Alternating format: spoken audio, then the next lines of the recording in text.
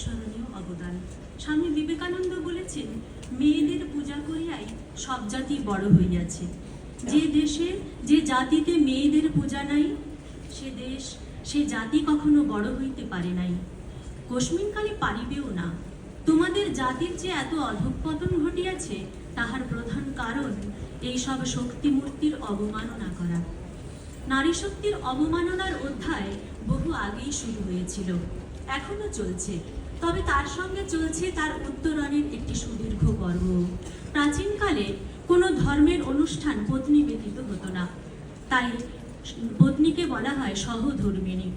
এরপর আর্য সমাজ দেখায় বৈদিক ক্রিয়ার অনুষ্ঠানেও সহধর্মিণীর প্রয়োজন। নারী পুরুষের অধিকারের বৈষম্য মূলত শুরু হয়েছিল বৌদ্ধ ধর্মের অবনতির সময় থেকে।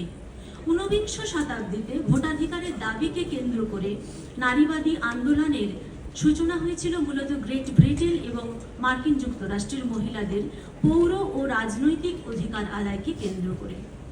পিতৃতন্ত্রের আধিপত্যের বিরুদ্ধে নারীদের সমবেত আন্দোলন একটি প্রতিবাদের মঞ্চ হয়ে উঠেছিল। শুধু পাশ্চাত্যে নয়, ভারতেও নারী মুক্তির আন্দোলন শুরু হয়েছিল।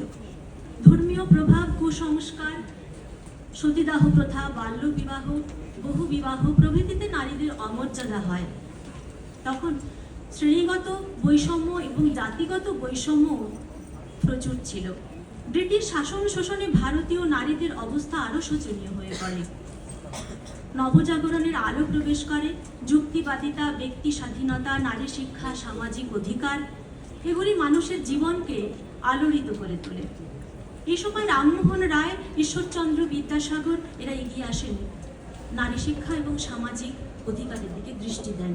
ঠিক এমনই সামাজিক একটি প্রেক্ষাপটে স্বামীজির আবির্ভাব হয়।